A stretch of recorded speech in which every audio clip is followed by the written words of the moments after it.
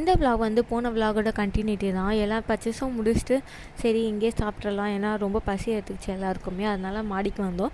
இதுதான் நான் first time இங்கே ட்ரை பண்ணுறது. சரி எப்படி இருக்குன்னு பார்க்கலான்னு. ஏன்னா டி நகரில் வந்து நான் நிறைய டைம் வெளியே சாப்பிட்ருக்கேன். பட் டேஸ்ட் ஓகேவாக தான் இருக்கும். பட் ரைஸ் அதிகமாக இருக்கும். சரி இங்கே ட்ரை பண்ணி பார்க்கலாமே நீங்கள் வந்தோம்.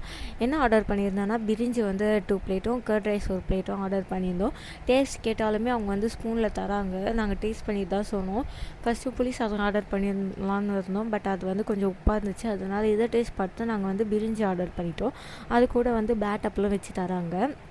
இதோட ப்ரைஸ் வந்து ஒரு 45 ருபீஸ் வருது.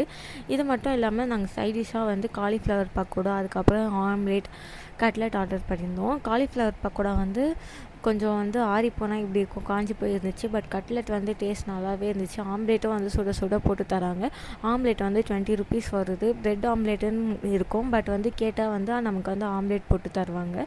இது எல்லாமே நாங்கள் வச்சு நல்லாவே சாப்பிட்டோம். எங்கள் 3 பேருக்கு வந்து இங்கே தாராளமாக இருந்துச்சு. இது வேறு எங்களால் சாப்பிட முடியல.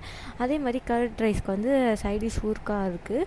இந்த காலிஃப்ளவர் பக்கோடா, கட்லெட் எல்லாமே 20 ருபீஸ் தான். நீங்கள் போனீங்கன்னா ட்ரை பண்ணுங்கள். நான் பிரியாணி ட்ரை பண்ணல, ஏன்னா அன்றைக்கி தேர்ஸ்டே, அதனால் நான் ட்ரை பண்ணல. ஆனால் பிரியாணி ரேட் வந்து 90 ருபீஸ் போட்டுருந்துச்சு.